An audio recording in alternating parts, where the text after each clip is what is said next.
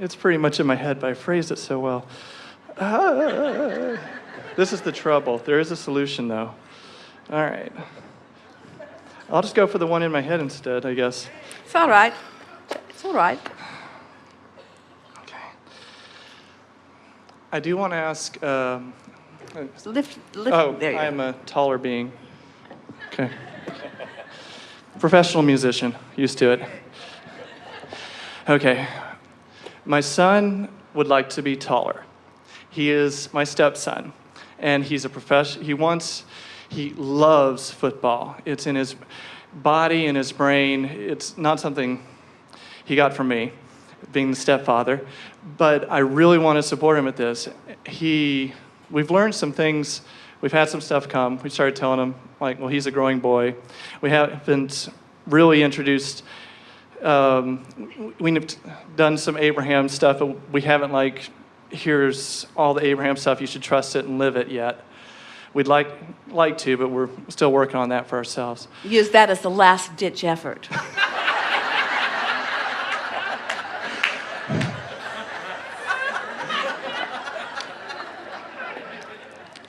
We'd like to. Before the last ditch. Are there anything that we can add or help or say to him to help him feel that he can grow more, because he can be or have anything you want? Well, how are you helping him to know that that is true? How do you convert those words that sound like blah, blah, blah into something meaningful? How would one go about transmitting or their knowledge to another?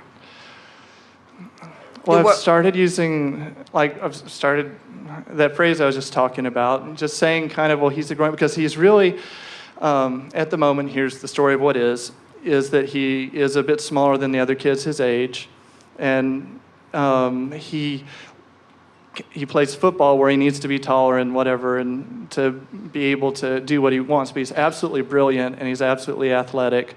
Why does he need to be taller? Can't he just be short and knock them down from the bottom?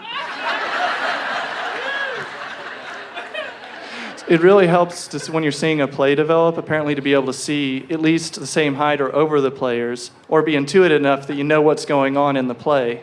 Well, if the team is organized, they know what they're going to do, and what the other team, they spread out enough that you can more or less see what's right in front of you, and it's the only thing that's right in front of you that you need to do anything about. Yes? Okay. Well, I don't know. It's because I don't know football very well. This is what he's told me, and I'm trying to find but things he's or arguing phrases for to his help. limitations, and we are arguing for his... Oh, that's true. Thank you. Sorry. So obvious. I'm learning. In other words, if he was talking about basketball, it would be a little bit more justifiable. Okay. Can I ask one more? Or well, we're not finished with this one yet. Good. But good. So we want to go back to something that is more basic, and that is, so here you are. You have someone who you care about, who you can feel has a dream. And he's having a hard time believing his own dream because the reality of his life doesn't give him the support of it. His peers don't give him the support of it. The reality just doesn't match up with the dream. So, and you don't want to talk to him yet about Abraham because you don't want to make him a weird kid.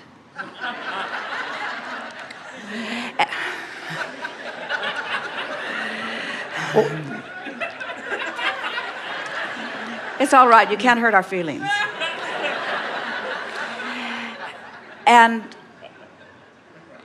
Esther told Jerry not to tell anyone too. In other words, she gets that. She gets that. Their accountants went to the seminar in San Antonio, and they called afterward because they've known Jerry and Esther for many years, and they said, we thought it was going to be weird. We thought it was going to be like a seance. We thought there were going to be weird people around. They said, it was the nicest group of people that we've ever been around in our life. It was the most fun. So sometimes it's better to let people know what it is rather to keep them from knowing what it is, because we promise you what it is isn't weird, and what they think it is is.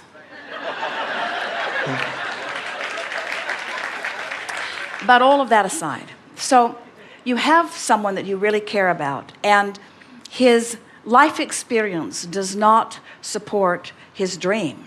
When he focuses on how it is, it's hard for him to be a believer of his own dream.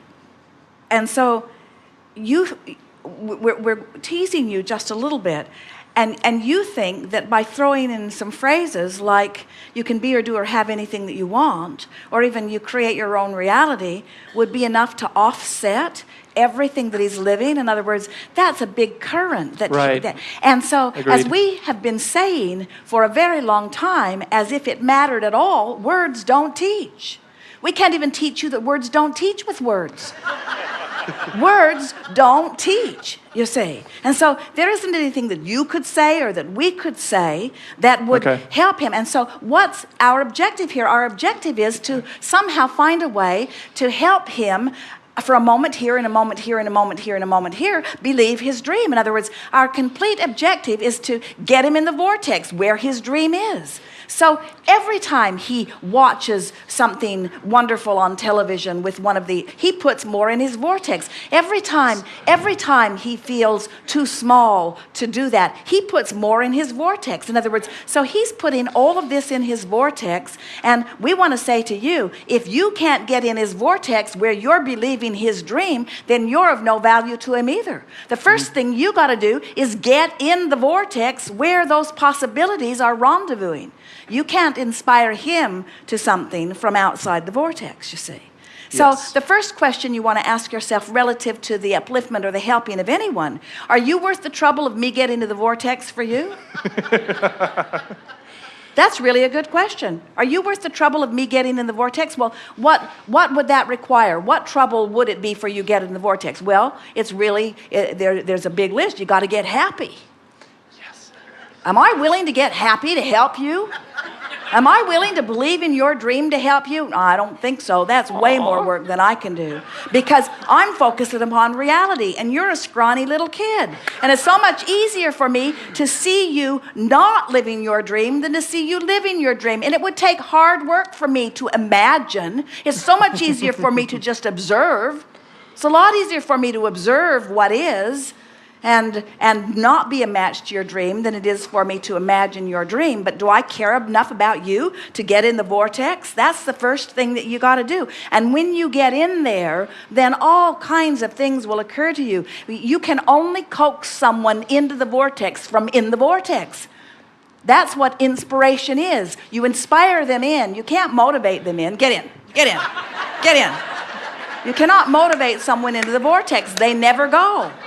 They never ever go, you see. So what you do is you have dreams. You have your own dreams, and you get in the vortex. You demonstrate your own dreams. You teach through the power of your example. You say to him, I cannot create for you, but I can create for me. And these are things that I want. Now, just keep an eye out, because here's something that I want right now. What's something that you want right now that is not manifesting in your experience? What do you want? Speak it out loud to him.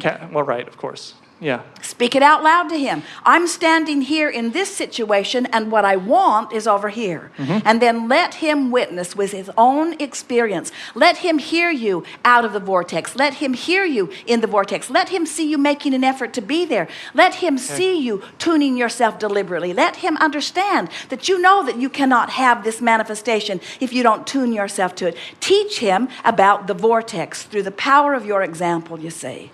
And we promise you, he'll get in there and he'll get what he wants, because there are a lot of people that were smaller than he is that live that dream, you see. And we're not kidding you. Give him that piece of it.